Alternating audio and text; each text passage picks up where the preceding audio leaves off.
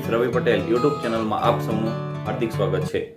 તો આપણે હવે ધોરણ 9 માં ગણિતમાં સંખ્યા પદ્ધતિ ચાલુ કરવાની છે, પણ એ પહેલા આપણે એનું ઇન્ટ્રોડક્શન અને બેઝિક માહિતી મેળવવી જરૂરી છે। તો ઇન્ટ્રોડક્શન અને બેઝિક માહિતી શું છે એ હું જણાવવાનો પ્રયત્ન કરીશ।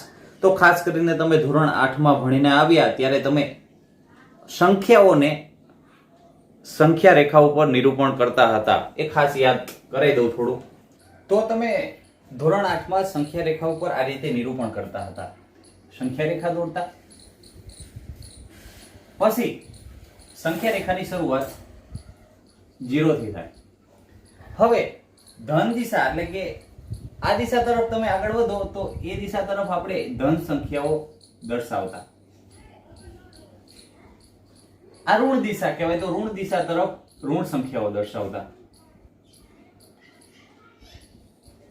0 ની ડાબી બાજુ ઋણ સંખ્યાઓ દર્શાવતા, 0 ની જમણી બાજુ ધન સંખ્યાઓ દર્શાવતા।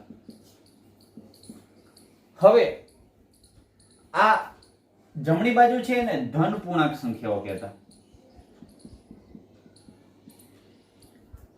ડાબી બાજુ છે ઋણ સંખ્યાઓ તો એને ઋણ પૂર્ણાંક સંખ્યાઓ કહેતા।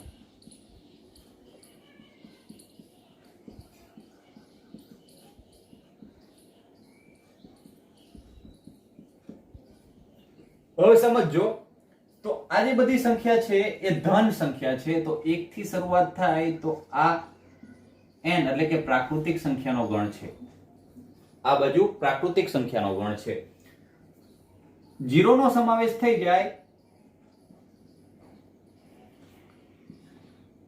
એટલે કે આ 0 છે એનો સમાવેશ થઈ જાય એટલે w એટલે કે પૂર્ણ સંખ્યાનો ગણ છે આ બાજુનો।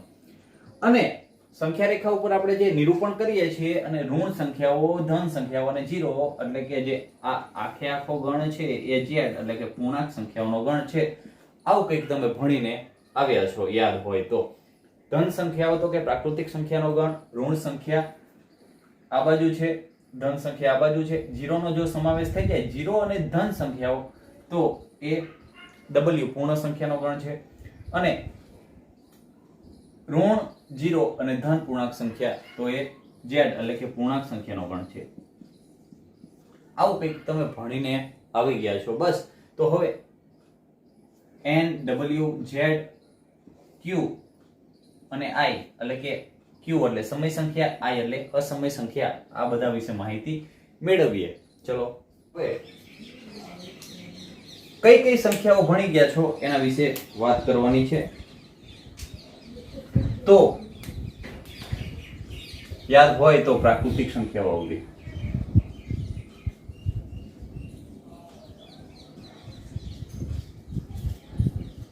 પ્રાકૃતિક સંખ્યાઓને આપણે n વડે દર્શાવતા હતા।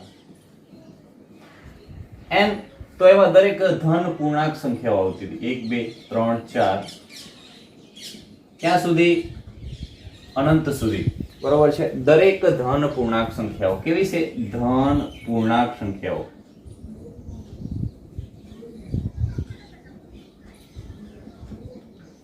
હવે એનાથી એક આગળ સ્ટેપ તો પૂર્ણ સંખ્યાનો ગણ આવતો હતો, જેને તમે w વડે દર્શાવતા હતા, w એટલે હોલ નંબર।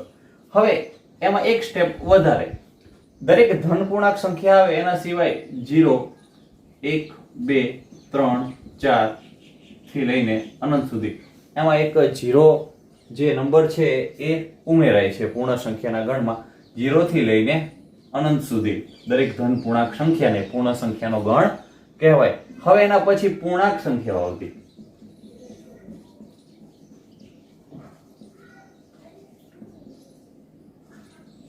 આપણે ધોરણ 9 નું ગણિત શીખતા હોય તો આપણને આ બધી સંખ્યાના ગણ વિશે ખબર હોવી જરૂરી છે। પૂર્ણાંક સંખ્યાને z વડે દર્શાવાય, એને ઇંગ્લિશમાં ઇન્ટીજર્સ કહેવાય છે। તો એમાં એક સ્ટેપ વધારે, 0 તો આવે જ, એના સિવાય ધન પૂર્ણાંક પણ આવે અને ઋણ પૂર્ણાંક પણ સંખ્યાઓ આવે। ફરીવાર કહું છું, ધન પૂર્ણાંક, ઋણ પૂર્ણાંક અને 0, ધન પૂર્ણાંક, ઋણ પૂર્ણાંક અને 0 આવે એ દરેક સંખ્યાને પૂર્ણાંક સંખ્યાઓ કહેવાય છે. એના પછી સમય સંખ્યાઓ આવતી,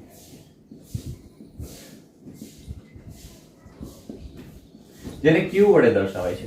ખાસ યાદ રાખજો, સમય સંખ્યાઓને q વડે દર્શાવાય છે. અને સમય સંખ્યાઓમાં તમારે ધોરણ 8 માં ખાલી આટલી માહિતી આવતી કે જેને p ના છેદમાં q, જ્યાં p એ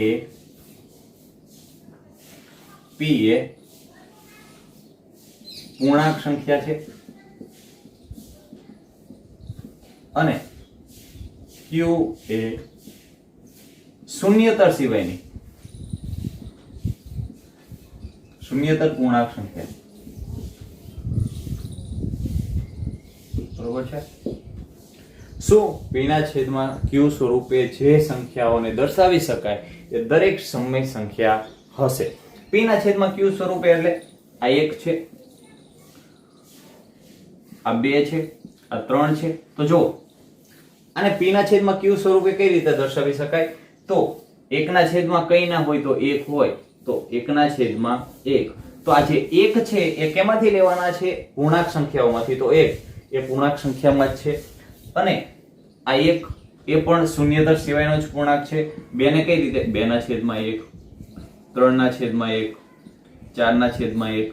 તો આજે દરેક પ્રાકૃતિક સંખ્યા, દરેક પૂર્ણ સંખ્યા અને દરેક પૂર્ણાંક સંખ્યાઓ એ સમય સંખ્યા છે. શું? સમય સંખ્યા છે. કેમ? કેમ કે એમને p ના છેદમાં q સ્વરૂપે સારી રીતે દર્શાવી શકાય છે. આ બધી દર્શાવી p ના છેદમાં q સ્વરૂપે, તો એ દરેક સમય સંખ્યા છે. હવે સમજો, આના સિવાય બીજી સમય સંખ્યાઓ કઈ છે? તો 0 અને 1. તો 0 અને 1 વચ્ચે ઘણી બધી સંખ્યાઓ આવેલી છે. ખાસ યાદ હોય તો 0 1 વચ્ચે 0.1, 0.2, 0.3. હવે 0.1 અને 0.2 વચ્ચે 0.11, 0.12.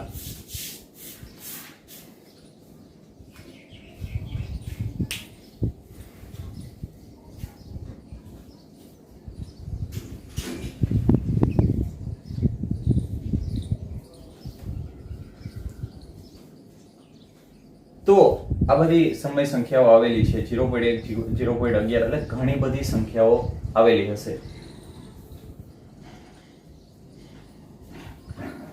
તો સમય સંખ્યાઓ એટલે જેને p ના છેદમાં q સ્વરૂપે દર્શાવી શકાય એ દરેક સંખ્યાને સમય સંખ્યા કહેવાય છે.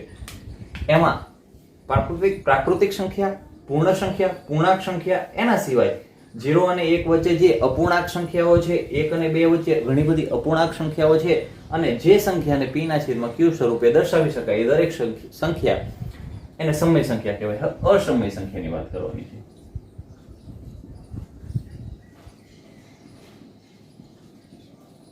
અસમય સંખ્યાને i વડે દર્શાવાય છે. અસમય સંખ્યાને i વડે દર્શાવાય છે. તો અસમય સંખ્યા એટલે જેને p ના છેદમાં q સ્વરૂપે ના દર્શાવી શકાય. જે સંખ્યાને p ના છેદમાં q સ્વરૂપે ના દર્શાવી શકાય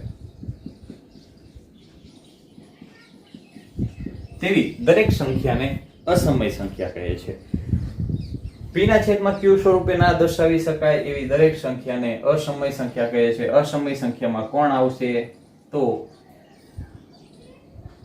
√2, √3 એટલે કે જેનું રૂટ ના નીકળતું હોય એ દરેક સંખ્યા અસમય સંખ્યા છે. એમાં પણ અવિભાજ્ય સંખ્યાનું જે રૂટ છે √2, તો 2 એ અવિભાજ્ય સંખ્યા છે. એનું રૂટ √3, √5, √7, √11. તો આ દરેક રૂટ છે એ અસમય સંખ્યાઓ છે. એના સિવાય પાઈ e⁻x, બરોબર છે. પાઈ ની કિંમત છે 3.14.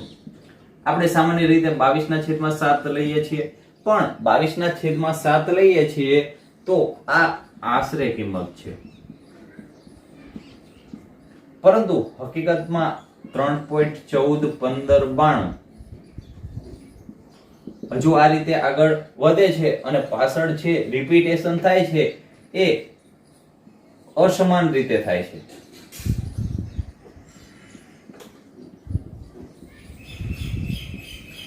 આથી આ જે પાઈની કિંમત છે ને એ શેમાં આવે છે? અસમય સંખ્યામાં આવે છે. એના સિવાય ઘણી બધી સંખ્યાઓ હશે.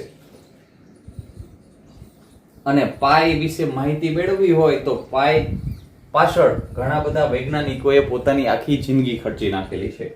ઘણા બધા વૈજ્ઞાનિકોએ આખી જિંદગી પોતાની પાઈ પાછળ ખર્ચી નાખેલી છે. અને પાઈ પાછળના ઘણા બધા રોચક તથ્યો છે.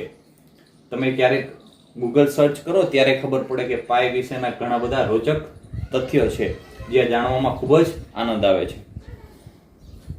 હવે અસમય સંખ્યા, બસ આપણને આટલી ખબર હોવી જોઈએ કે પ્રાકૃતિક સંખ્યા એટલે દરેક ધન પૂર્ણાંક સંખ્યાનો ગણ, પૂર્ણ સંખ્યા એટલે એમાં 0 એડ થઈ જાય. 0 અને દરેક ધન પૂર્ણાંક સંખ્યાઓ, પૂર્ણાંક સંખ્યામાં 0 ધન પૂર્ણાંક સંખ્યા અને ઋણ પૂર્ણાંક સંખ્યા અને સમય સંખ્યા, તો એને p ના છેદમાં q સ્વરૂપે દર્શાવી શકાય. એટલે કે આ દરેક સંખ્યા છે, દરેક પ્રાકૃતિક સંખ્યા, દરેક પૂર્ણ સંખ્યા, દરેક પૂર્ણાંક સંખ્યાઓ એને p ના છેદમાં q સ્વરૂપે દર્શાવી શકાય છે. એટલા માટે એ દરેક સંખ્યા સમય સંખ્યા છે. p એ પૂર્ણાંક સંખ્યા છે. q તો q કેમ શૂન્યતર પૂર્ણાંક લેવાના છે? કેમ કે ક્યારેય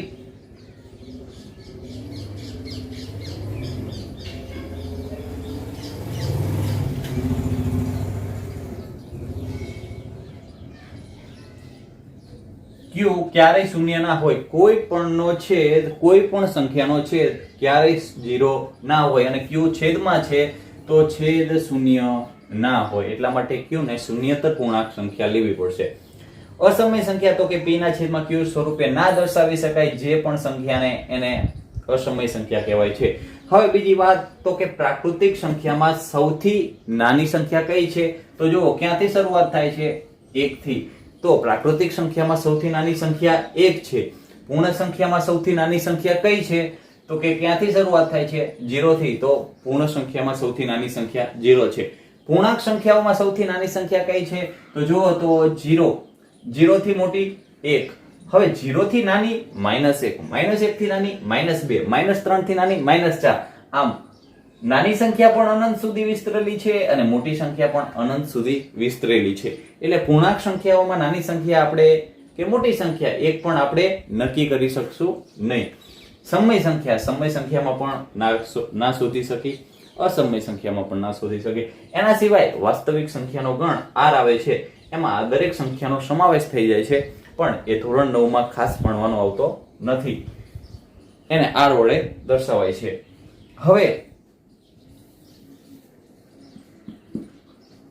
આટલી માહિતી તો ખાસ ખબર હોવી જોઈએ. એના સિવાય હું તમને એક વસ્તુ સમજાવવા માંગુ છું.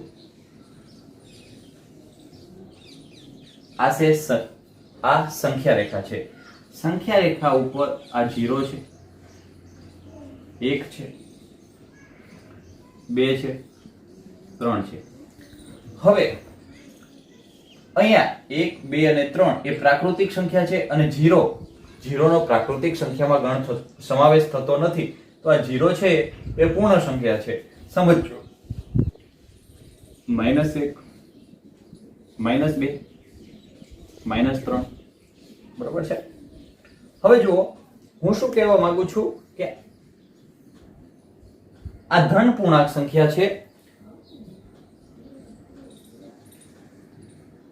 તો ધન પૂર્ણાંક સંખ્યાને આપણે n કહીએ છીએ, બરોબર છે. હવે 0 નો જો સમાવેશ થઈ જાય, 0 નો જો સમાવેશ થઈ જાય ધન પૂર્ણાંકમાં, તો એને આપણે w કહીએ છીએ. હવે જો ઋણનો પણ સમાવેશ થઈ જાય તો એને z કહીએ છીએ, બરોબર છે.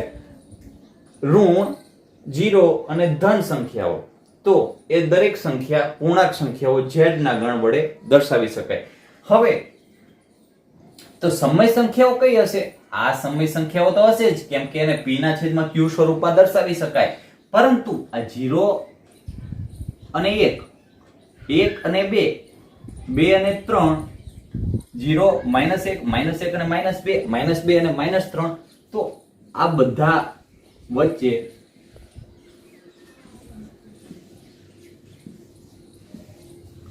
આ બધા વચ્ચે અસંખ્ય સંખ્યાઓ આવેલી છે.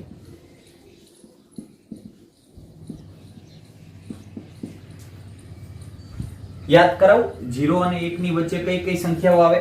0 અને 1 ની વચ્ચે 0.1 આવે. આ દશાંશ રીતે દર્શાવેલી છે. એ રીતે ના દર્શાવી હોય તો 1/10, 1/2, 5/10 આવી તો 0.1, 0.2, 0.3, 0.4. હવે જો 0 અને 1 ની વચ્ચે આપણે 0.1 અને 0.2 સંખ્યા લઈએ છીએ તો એ બે સંખ્યાઓ વચ્ચે પણ ઘણી બધી સંખ્યાઓ કઈ આવશે? 0.11, 0.12. હવે 0.11 અને 0.12 વચ્ચે પણ ઘણી બધી સંખ્યાઓ આવેલી છે. એનો મતલબ કે જે આ ઇન્ટરવલ છે, આ જે ભાગ છે 1 અને 2, એની વચ્ચે પણ અસંખ્ય સંખ્યાઓ આવેલી છે. એમાંની અમુક સમય સંખ્યાઓ છે અને જેને p ના છેદમાં q સ્વરૂપે નથી લખી શકાતી એ દરેક સંખ્યા અસમય સંખ્યા છે. બસ તો આપણે આ ચેપ્ટરમાં એની જ માહિતી મેળવવાની છે.